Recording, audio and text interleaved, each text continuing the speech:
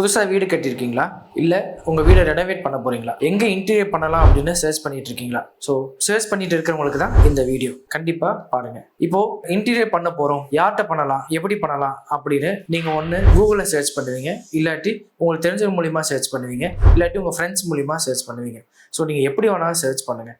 ஆனால் ஒரு இன்டீரியர் பர்சனை வந்துட்டு இப்படி தான் செலக்ட் பண்ணணும்னு நான் உங்களுக்கு சில ரூல்ஸ் சொல்கிறேன். நீங்கள் அந்த குவாலிட்டி அவங்கள்ட்ட இருக்கான்னு பார்த்துட்டு அப்படி இருந்தது அப்படின்னா நீங்கள் தாராளமாக அந்த இன்டீரியர் பண்ணுறவங்கள்ட்ட நீங்கள் உங்கள் ஒர்க்கை கொடுக்கலாம். ஃபர்ஸ்ட் ரூல்ஸ் என்னன்னு பார்த்தீங்கன்னா, நீங்கள் செலக்ட் பண்ணுற இன்டீரியர் பண்ணுறவங்க வந்துட்டு உங்களுக்கு ரீச்சபிள் டிஸ்டன்ஸில் இருக்கணும். ஐ மீன் உங்கள் டிஸ்ட்ரிக்ட்லேயே இருக்கணும், இல்லாட்டி உங்கள் பக்கத்து டிஸ்ட்ரிக்ட்ல இருக்கலாம். ஏன் அப்படின்னா நாளைக்கு இந்த இன்டீரியரில் எந்த ஒரு சர்வீஸ்னாலும் நீங்கள் கால் பண்ணால் உடனே வர மாதிரி இருக்கணும். இப்போ நான் ஃபார் எக்ஸாம்பிள் நான் திருச்சியில் இருக்கேன், எனக்கு இன்டீரியர் பண்ணவங்க சென்னையில் இருக்காங்க அப்படின்னு சொன்னால் அந்த இன்டீரியர் பர்சன் வந்து கண்டிப்பாக வந்து உங்களுக்கு எல்லா ஒர்க்கும் கம்ப்ளீட் பண்ணி கொடுப்பாங்க. பட் அவங்க விட்டுட்டு போன கொஞ்சம் ஒர்க்கு இல்லாட்டி அகைன் உங்களுக்கு ஒரு சர்வீஸ் அப்படின்னா நீங்கள் அவங்கள ரீச் பண்ண முடியாது. ஸோ இதுக்காக நீங்கள் உங்களுக்கு பக்கத்தில் இருக்கவங்க மட்டும்தான் நீங்க வந்துட்டு செலக்ட் பண்ணணும். இது ரூல் நம்பர் 1.